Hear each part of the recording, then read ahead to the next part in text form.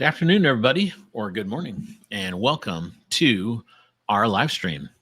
Today, we are going to go over Perplexity's Comet, and we're going to give you a live demo of all the cool things Comet can do. I am your host, Scott Wingo, the author of the Retailgentic podcast, as well as the Substack. Excited to have you today. Let's jump in. So today we're going to talk about what is Retailgentic, who am I and why are we doing this? And then why does agentic browsing matter? So this is a really interesting new phase in what I call agentic shopping, and it's moved from the server to the browser, and I'll explain to you what that means. I'm going to give you a little timeline of where we are in the history of this, a little overview of what it's like to install Comet, and then we're going to go into the live demo and show you some features. And then we're going to have a special guest appearance later on. Retailgentic is a podcast we started to really explore the intersection of retail and agentic shopping, thus the name Retailgentic. You can find the Substack at retailgentic.com. And then on there, if you look up in the top nav, which I'm showing over here on the right-hand side, you can go navigate to our podcast. It's available both on YouTube as well as all audio players. If you want to skip right to that, you can go to YouTube and search for Retailgentic, or in your favorite podcast player, just search for Retailgentic and we'll be there.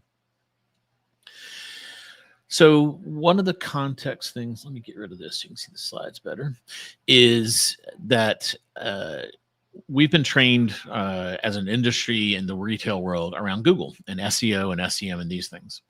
And in the Google context, the user is typically giving you 3 words or less, and that's their search term. So that's what we have to anchor on. On the back end, Google uses PageRank to measure the popularity and the authority of a page. How many inbound links does it have? And then they're increasingly focused on this EEAT framework, which stands for experience, expertise, authoritativeness, and trustworthiness. LLMs are different. It seems like they're a little similar, but they're actually quite different. They crave context. So when most people prompt an LLM compared to a Google search term, which is at 3 words, you're getting way more context, and the engines love that.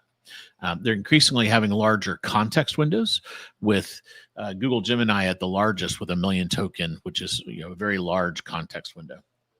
And the average prompt that people give the engines today is 24 words. This is increasing over time as we learn as users of these GenAI systems that they want more context. We are giving them more and more context. They also want content. So a lot of these things, and I'll show you how this works, they have a database. So they've been trained, which is their initial content, on all available information. At this point, it's pretty well known that all the internet has been trained on, LLMs have trained on the whole internet. So all the available knowledge in the world, they have largely trained on. But they want more content. And one of the ways they do that is they store it in another place that's aside from the training, called retrieval augmented generation. Think of that as a database that's got more current information in it.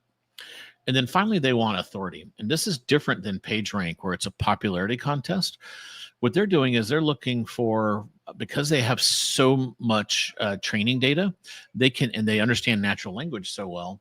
In the retail context, if you have a product and someone on Reddit has mentioned your product, they're able to tie those together. Google's not able to, because it's just it's not doing any natural language, traditional Google. Now Gemini does all that. So when I say Google, I'm talking traditional Google. They can't pick up that authority that way, the same way the engines can, the GenAI engines can. So that's a new twist. We were working with one retailer, and they weren't understanding why their product was showing up. And what we found is someone had written a Reddit review, kind of a scathing negative review, and that had really diminished their authority. And they didn't even know that existed until we kind of went exploring what had happened there. So here's kind of a example of what that looks like. So here on the left, we've kind of asked Google for some from information about some pickleball paddles, and that's kind of the context it has. Whereas you can tell when most people are using the GenAI engines, they tend to give very verbose prompts. So that is super helpful to the engines because they love that context. We're going to be spending a lot of time talking about Perplexity today. We're not affiliated with Perplexity, just kind of a fan, and they're a little bit out on the bleeding edge. So that's why we've covered them on 2 live streams. They're coming out with some interesting stuff, and then there's some quick followers out there. Aravind Srinivas is the founder. He was at OpenAI and left to form Perplexity. I recommend you follow him on social media. He's kind of a fun follow. He's put very spicy comments and always poking the Google bear. They've raised over $1.4 billion at a $14 billion valuation. So that's what we'd call a decacorn in startup lands, meaning a 10x over unicorn. They're growing very, very rapidly. You can see their revenue trends over here on the right that show this kind of tremendous revenue growth that they're anticipating.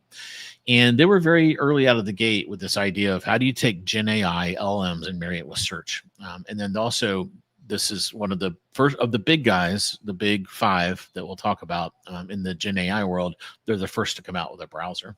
Their investors include Jeff Bezos, who we know from the e-commerce world, Toby from Shopify, and then NVIDIA, which is where all the GPUs come from. So many of you that are readers of Retailgentic, you've probably seen this diagram before where we talk about the 5 levels of agentic shopping autonomy. And one of the reasons we were excited about Comet is we believed that it would move Perplexity, which is currently at level 3 with Buy with Pro, over to level 4, Advanced Buy. And we're going to check in on that today. Also, Google Gemini has announced they're moving to level 3 based on Google I/O, Meta, etc. Now, one of the surprising things that did happen recently is ChatGPT did come out and say, that's interesting. They did come out and say that they're coming out of the browser. So maybe they will jump into level 4. We'll kind of have to wait to see what that looks like. So there's been a number of agentic browsers. The first is one called Brave, and theirs is called Leo. And that came out in late 2024. So it was one of the first ones out. And then Opera, the browser company, came out with Neon in May this year. Then in June, there's a company called The Browser Company, and they came out with a product called Dia, D-I-A. And one of their taglines was shop with your tabs. And that was interesting. And then here we are, Comet, which was announced last week. So we're less than a week into this. And then dropped. It's been announced for a while. And then ChatGPT on that same day announced that they're coming out with their own browser. We don't know much about that. It's going to be derived off the Chromium open source browser package, which is what Chrome is based off of, as well as Comet. And now we're going to have a third one. So it's going to be interesting to see if they can match the capabilities of Comet I'm going to show you today, or if they take a different route. So it's important to note what's different about this.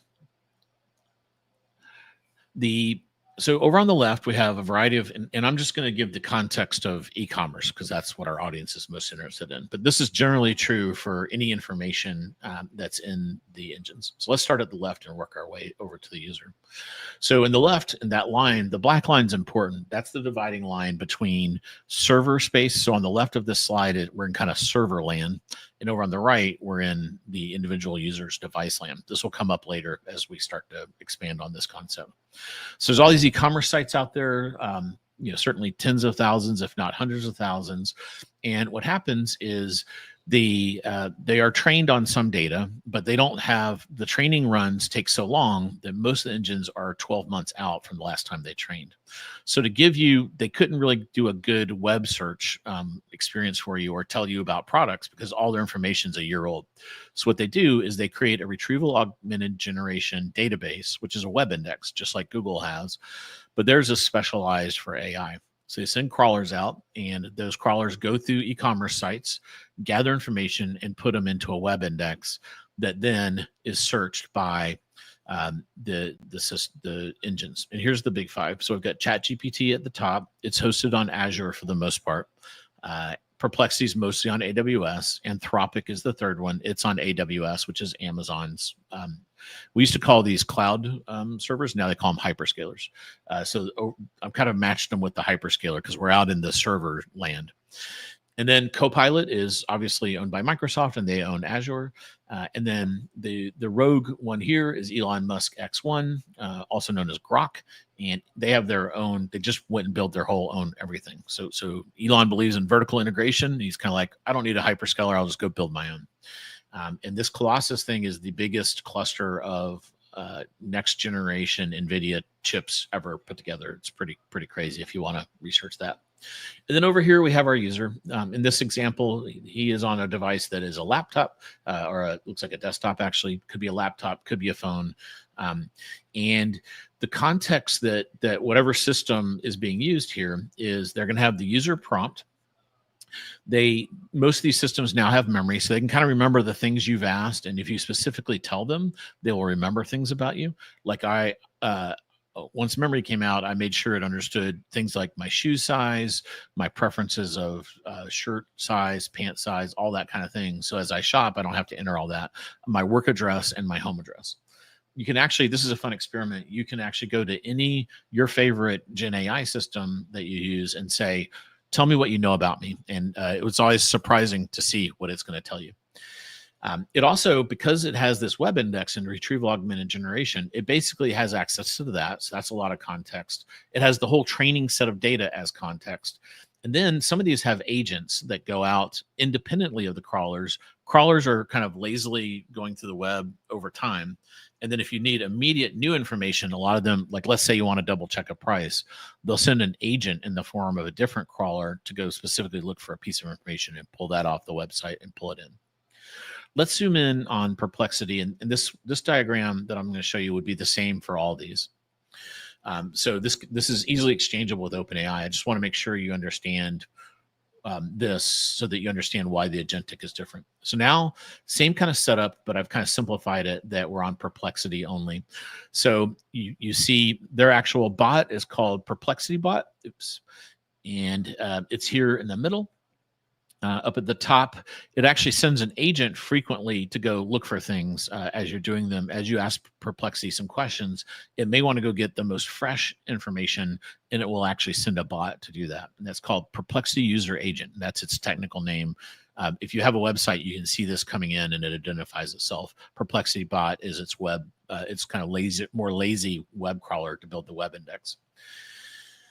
Now, we've added a whole thing at the bottom. So as Perplexity built Buy with Pro, their agentic shopping option, they needed another database. They need a product catalog. And I actually think of it as an offer catalog. It's a product catalog that takes all the offers it finds, canonicalizes them, meaning if it finds 13 GoPro or 100 GoPro 13s on offer out across the internet, it's going to put them all into one listing and then tell you where all the offers are. We call that canonicalization in the industry. So what it does is it now, as it's crawling, it is using the web indexes where it's getting a lot of its information. It augments that with the agent. And then also many of these companies are offering up a merchant center. And this is very similar to the old comparison shopping engine days, or if you've ever sold on a marketplace like eBay, Amazon, Walmart, Target marketplaces, they all have a thing like Seller Central where you interact with the system to get your inventory in. Now, those also have orders out right now. You put inventory in, and then the agent comes and does the order. So it's a little bit different, but very similar front-end merchant center experience. Now, those merchant centers, they can take product catalog information or offers directly from you through a variety of ways. The most kind of like the Rosetta Stone of e-commerce is what's called a data feed. And Google has the most popular format in their Google Shopping. So many people just use the Google Shopping format. I had a company, ChannelAdvisor, that did this. There's Feedonomics. There's now probably 30 or 40, maybe even 50, 100 companies that can help you manage your feeds. That's one way to get the data in there. That's pretty old school, and it lacks some of the context that the engines are going to want. So many of them would prefer to get the data through a different mechanism that's more robust. It's like what we call a flat file, and a lot of the context, like variations and things of this nature, are more like three-dimensional. It's hard to represent those in a flat file. There's a protocol called MCP that some of them can use, or an API. So let's say you're sitting on Shopify as your platform. Perplexity is already integrated with Shopify to some degree, both on the checkout, I presume on a catalog capability, so they can actually go through a backend server to get to your catalog without you having to get involved. And that's a feature that your platform provider may or may not provide. Okay, so that's kind of where we were prior to July 9th. Now take that, and I've shrunk it down into a little box here. So that's there. And the blue box you see is all the server stuff that's happening. But now we've added something really interesting. So now our users there, and they're using Comet. So what happens is, because you're elevating the experience between your thin client HTML and the internet on the server side, now we actually have a bunch more stuff going on the user side. So meaning actually on your device. So I'm going to be running all this on a pretty meaty MacBook, because I'm going to put it through its paces here. But all this should work on a phone. They haven't released the browser for the phone. They've said that one's coming, an iOS and an Android. PC is already available, so they're on Windows. Comet is available on Windows and Mac as a native app, and then it's going to be coming to your mobile devices. So you're sitting there running Comet, and now, because it is your browser, think of all that you do in your browser. I'm normally a Chrome user. Many people use Safari, Firefox, or Microsoft Edge, Opera, Brave, whatever you're doing. The browser knows a lot about what you are doing and have done. If you have a bunch of tabs open, it knows all that. And because of the popularity of autofill, it tends to know a lot of your payment information already, your login credentials, and that kind of thing. So this is great for the LLM, because remember, the one thing they want the most is context. So we went from giving them the context when we were kind of a thin client working with lots of power on the cycles on the server side. Now we've opened up the client side, and they can see whatever you've talked to the local agent about, your email, your calendar, and all this is permissioned. So I have made the personal decision to give it all this context, because what I get back is time. And I think a lot of consumers will make this same decision, and you're about to see some of the crazy stuff that this can do. My purchase history. Now we're talking, there's a whole part of this where it's made me it's increased my productivity probably 15% just on mundane things. We're not going to talk. I'm going to show you one example of that, but the rest is all e-commerce. So on the e-commerce side, it can see my purchase history, my travel history, all my open tabs, my browsing history, my autofill, and much more. That gives it the context to just seamlessly do things without me having to tell it what to do. And it also has it has yet another. So there's still that Perplexity user agent that Comet can call on for server side things. But it can, now it lives in your browser, it can open up sites and do things right locally, which is much, much faster than pinging through all the servers back. So you going to their server goes to a website and back again. There's less hops because we're just going right to the information. So the installation process of Comet was A+. So a lot of these things that are kind of super early design programs, I usually kind of have a problem in the install process. This is by far the best install of a browser I've ever had.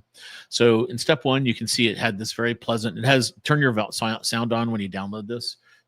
It has this very pleasant music, and it's got like a planet theme because of the word Comet. Then what's nice is it actually looks, I have 4 different, I forget what they call them in Chrome, profiles. So I have different identities. I have my personal one. I also work with this tweener fund, and then my refi buy, and yet another one. And I'm constantly switching between those, those different personas, if you will, or those different profiles. So the first thing it did, it said, hey, which of these profiles do you want to bring over? And then as I did that, it said for each one, and this is number 3, it gave me the ability to opt out, but it said, look, if you give me your browsing history, your cookies, your credit card information, all the stuff that's in Chrome, it pulled it out so that everything was set up just like I have Chrome. And it was very seamless. It was as if I was still in Chrome, which is amazing. Then you can do some customization. You get to, right now, you can't update your own avatar. You have to pick from this, let's see, what is it? The different planets here. I was in kind of a Saturn mood that day. So that was the setup. Now let's jump into the main attraction of why you're here, the demo. All right. I'm going to do this and this. There. And then I'm going to tuck myself in over here. Okay, hopefully you can all see this. So I've got 4 Comet browser windows open. And I'm going to do this because some of the things I'm going to ask Comet to do are going to take quite a while. And I don't want you to have to sit there twiddling your thumbs while I do it. So we're going to go into kind of a hyper multitasking mode. So hopefully that doesn't make you kind of lose track of where we are on the whole thing. Okay, here we go. All right, so over here, I have Amazon. I'm logged in. You can see it recognizes me. So I'm just going to, the way it works is you have this new thing over here. This is the Comet Assistant. It's in the upper right-hand corner. When I open it, it actually gives me some prompts that says, hey, I see you're looking at Amazon context. Here's some things I can do on Amazon. Well, for purposes of this, so I don't have to slow down the demo by typing, I have pre-put in a prompt. So I ordered during the early parts of Prime Day, I ordered some, let's see, Amazon price to that available. If I could cut and paste better, here we go. So here's my prompt. I previously ordered bully sticks for my dog from Amazon. Find my past order and find out if that is still a good deal by comparing, because I ordered these during Prime Day. I don't want to just reorder because I know the price has gone up. See if that's a good deal, and I want you to compare the current Amazon price, not what I paid, but the current one, to what's available from other retailers. And I want to make sure it understands to ship to my work address. So it's going to get going on that. Now, if you've ever used one of these kind of more thinking models, they all have different names like deep research and whatnot. So you can see here, it's telling me what it's doing. So it's actually open, and I can zoom in on this if I want. So I can see what it's doing in this little window. So it's going in there, and it's going to start cooking, as we say in AI. So it's over here. It's found the bully sticks. While it's doing that, I'm going to go over to Target over here, and I'm going to give it something to work on. And I'm going to actually type this one. So keep an eye on the Amazon while it's going. And you know, so the other thing is this is hyper multitasking on steroids. So right now it's looking up the current price of the bully stick. You see it opening up a window doing that. And then over here, I'm going to say, my daughter is going to college in 30 days. Add to my cart the items she will need as a freshman. So this is a true story. So now I've given it so you've seen me give it a task, which is like a reorder, but on steroids. Now I'm also going to give it another task, which is going to be in this model I like of research find by. I'm giving it a hyper research phase. It's going to have to go find all the stuff my daughter's going to need for college, find it at Target, and then add it to the cart. And then we're going to see how it does. Back over on Amazon, it has found this item, and we can see that it is $21.99 now. I got it for $15 on Prime Day. That was a good buy. I should have ordered more because obviously I need to reorder. We have a office dog, and Elsie, she loves the bully sticks. Okay, so now it's over checking Walmart. Over here on Target, it has gone and done a bunch of research to find out what do people need for college. And now it is going and looking for, looks like it's looking for bedding. While that's going on, let's do a shoe exercise. So here I just have it in my email, and I know that I ordered these pair. I would show you, but they're on my feet. I have this pairs of shoes I really like. They're the cloud shoes. I can't remember when I ordered them, and I don't want to go look through my email for the order conf. So I'm telling it, look, I bought some shoes and I want to reorder them. Go figure it out. And it's going to go do that. And it's going to have to look in my email because I actually remember, don't tell it. I ordered them from backcountry, but we're not going to tell it that. And I don't have the microphone. It's not listening to the microphone. You can actually do this all verbally, which is pretty wild. I didn't want to bully your minds too bad on that. So we're going to go do that. So it's going to go find it. Okay. Let's see where we are over here. It is looking for,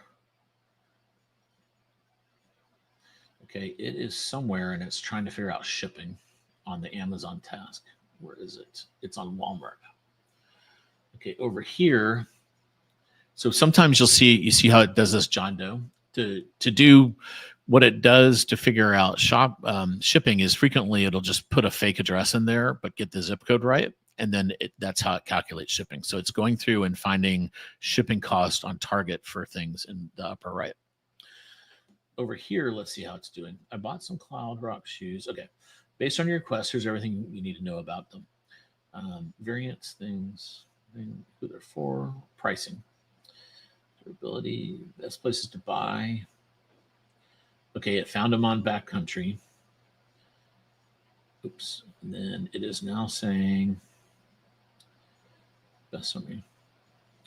I want to reorder the same color.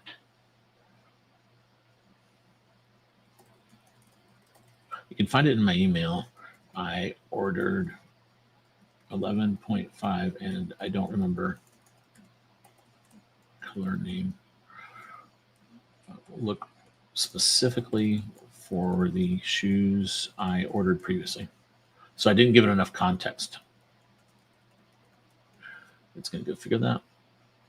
Okay, over here on the Amazon side, purchasing the ballistics from Walmart at the best available price for delivery to your work address. Okay, so it has found that they are available for $15 on Walmart. So Walmart must have price matched Amazon, who's currently at $21.99 that you can see in the upper left screen, and it's found them on Walmart for $15. And payment method needs to be added. Should I proceed? Continue. Okay, it's fully loaded the checkout. It's all good.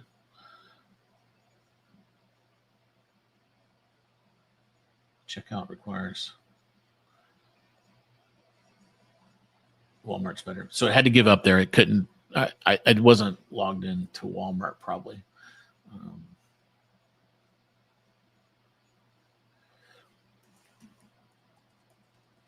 All right, it's saying it got jammed up. Target is still running, so you can see it is adding things to carts. Looks like it's putting a little storage crate in there. So it's got 8 things in the cart if you look at Target. Here on the right, it is now going into the order tracker. It found the order number. Uh-oh, there's no 11.5 available, so it's gonna determine all that.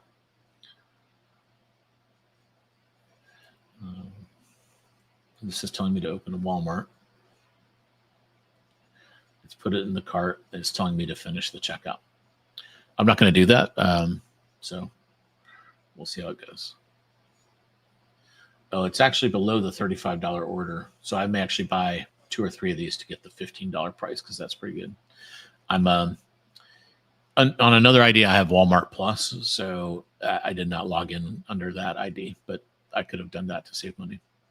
So you see there, it basically found the $15 ballistics for me. And if I just gone and reordered from Amazon, I would have lost $7. So it saved me money in that example. So that one's done. Let's close that down. Over here, current best price.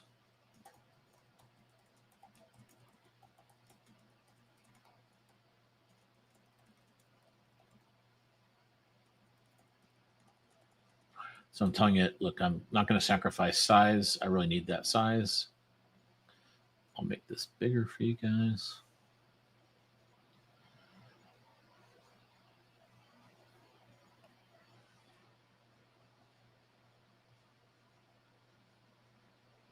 Okay, so over here, it's added 8 things to my cart. A shipping crate, a surge protector, a task lamp. Oh, that's nice. A laundry basket. Got to have one of those. I doubt she's going to be doing a ton of laundry. Flip-flops. Nice. And a shower caddy. A bath towel set. Antimicrobial. And a dorm kit. Now I'm going to throw it a curveball. I'm going to give it more context. She is going to the University of South Carolina and staying in the women's quad. Will all this work there?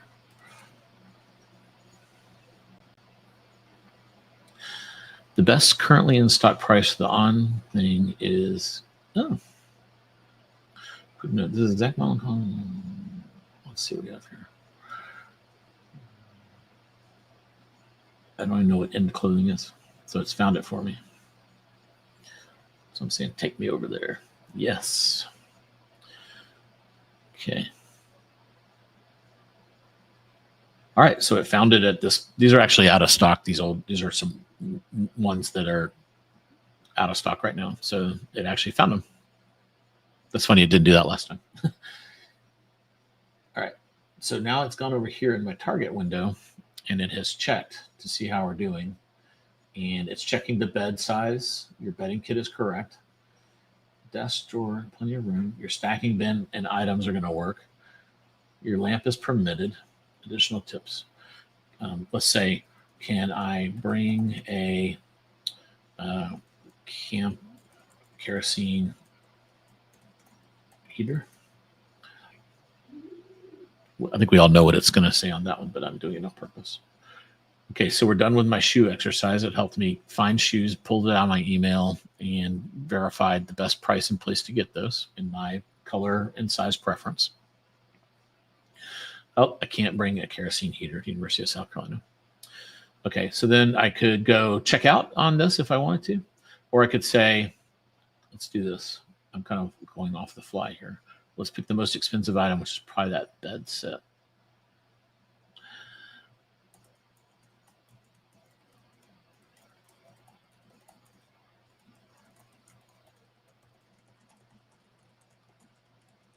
This bed set is pretty expensive, but I like it. Can you find it cheaper somewhere else? Okay, so it's going to go think about that. While it's doing it, I want to show you, this is the one example I wanted to show you of where it actually is super productivity. So I get a lot of emails like this that are saying, I do a lot of scheduling and calls with people. And here's one internally where Becca is saying, hey, here's some dates you can meet. So I'm just going to pop this open. Remember, it has the context of my calendar. I'm going to say, check these dates.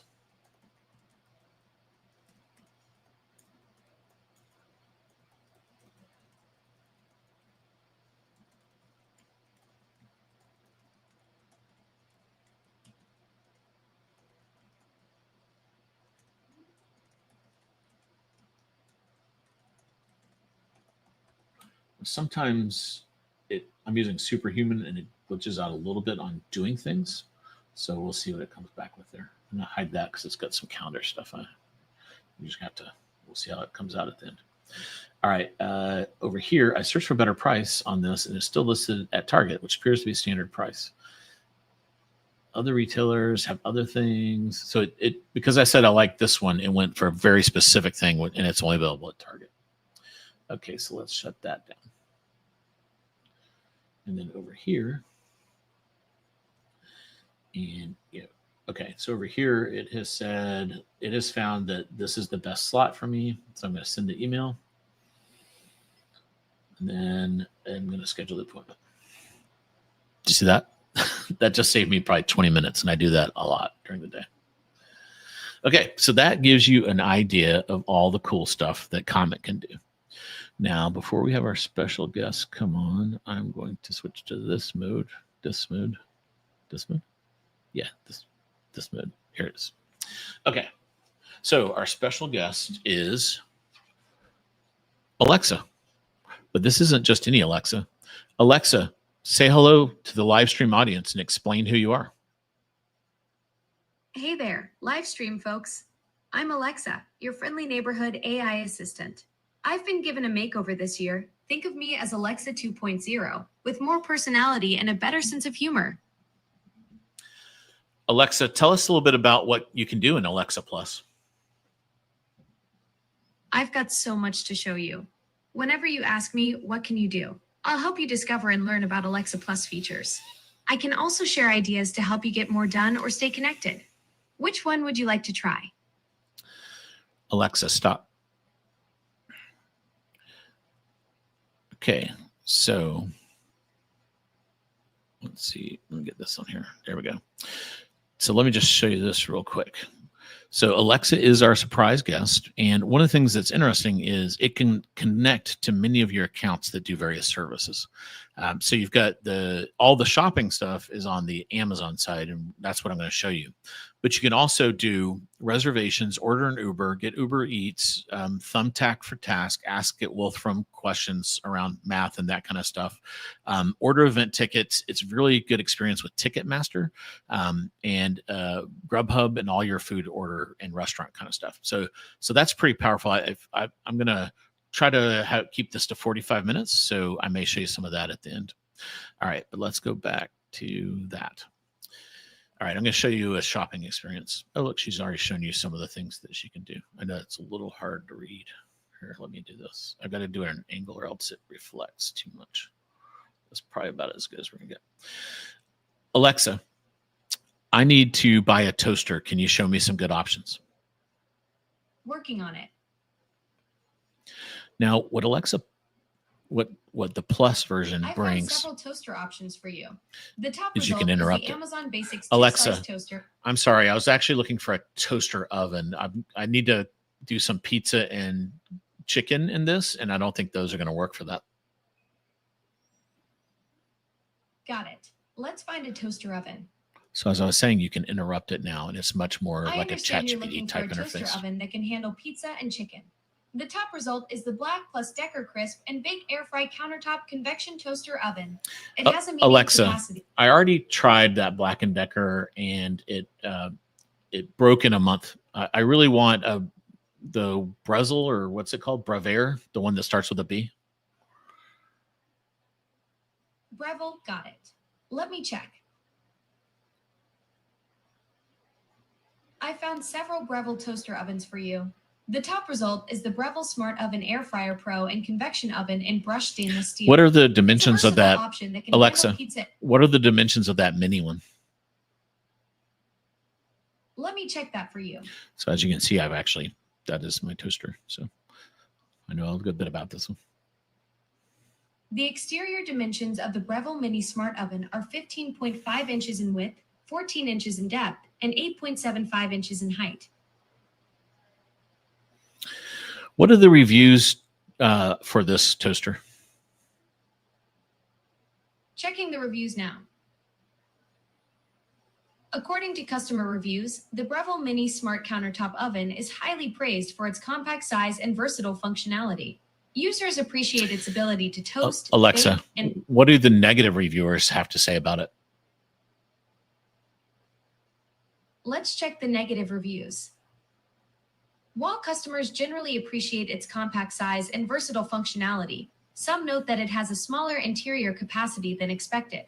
A few reviewers also mention that the crumb tray can be difficult to clean. Alexa, could I cook a whole chicken in this thing? Let me check that for you.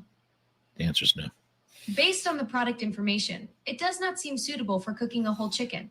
The compact size and 0.45 Alexa, does Breville have one that can hold a whole chicken and is a good price? Let me check that for you. I found a Breville option that might work for you. The Breville Smart Oven Air Fryer Pro and Convection Oven is large enough to fit a whole chicken. Okay. It's a versatile Alexa, option with can it also do pizza? Let me see. Yes, the Breville Smart Oven Air Fryer Pro can cook pizza. It comes with a 13-inch pizza pan and has a dedicated pizza function that allows you to bake delicious pizzas. Alexa, what do the negative reviewers say about this one? Checking the negative reviews. While most customers are satisfied, some report issues with uneven cooking and a complex interface. A few mention that the oven is Alexa, difficult to... I see this has a 4.2. A 4 Checking point. that rating Alexa, for you. I see this has a 4.5. Are there any toaster ovens that have a 4.7? This is where I usually get off the rails. Let me check that for you.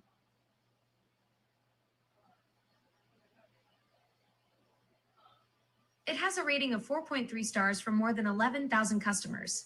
To purchase this one, say buy it now.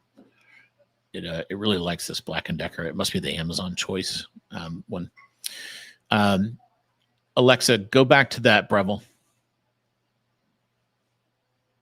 Are you referring to our chat about toaster ovens for pizza and chicken, or the one about finding a highly rated model under $200? The one about pizza and chicken. So it's got memory of my past. Obviously, this isn't the first time I've had this conversation. Oops. Alexa, the one about pizza and chicken. We discussed toaster ovens for pizza and chicken. The Black + Decker Crisp and Bake can fit a 9 inches pizza and has air fry technology. Some users Alexa, find go it back to the Breville. We were discussing toaster ovens for pizza and chicken. The Black + Decker Crisp and Bake can fit a 9 inches pizza and has air fry technology, but some users find it hard to clean frequently. Alexa, Are you... Stop. Alexa, are there any interesting concerts in my area this weekend? There are some exciting concerts happening this weekend. Big Time Rush is performing at Coastal Credit Union Music Park on Friday at 7 p.m. Also on Friday, Casey Rocket has 2 shows at Goodnight's Comedy Club, one at 7:30 p.m. and another at 10 p.m. Alexa, are there any tickets available for the Big Time Rush? Sure. Let me look that up. Great news! There are tickets available for Big Time Rush's in Real Life Worldwide concert this Friday, July 18th at 7 p.m. in Raleigh. The event is on sale, but there are only a few tickets left. Would you like me to check ticket prices for you? Yes, I'm particularly interested in the front row. I'm a huge fan. Certainly. Let me check for front row tickets for you, as I understand you're a huge fan of Big Time Rush. I found some great tickets, but unfortunately, front row seats aren't available right now. The closest seats I can find are in Section 2, Row J, which are reserved seats in the pavilion, right of center facing the stage, under the pavilion roof. These tickets are $120. Alexa, stop. All right, so hopefully that gives you a little idea of, we're in this really interesting next gen world where we've now got a next gen Alexa, and we've got browsers that can go shopping for us and add 9, 10 things to our cart. Things are changing very fast in the world of agentic shopping, and we are your resource for staying on top of it. Thanks for joining us today. We will go through and due to brevity, we didn't get a chance to go through all the Q&A. I saw a lot of cool questions coming in, and want to go ahead and wrap it up here so we don't burn up too much of your day, but we'll be answering those questions in a post or over on the platform where you were. Thanks for joining us today. Have a great rest of your day.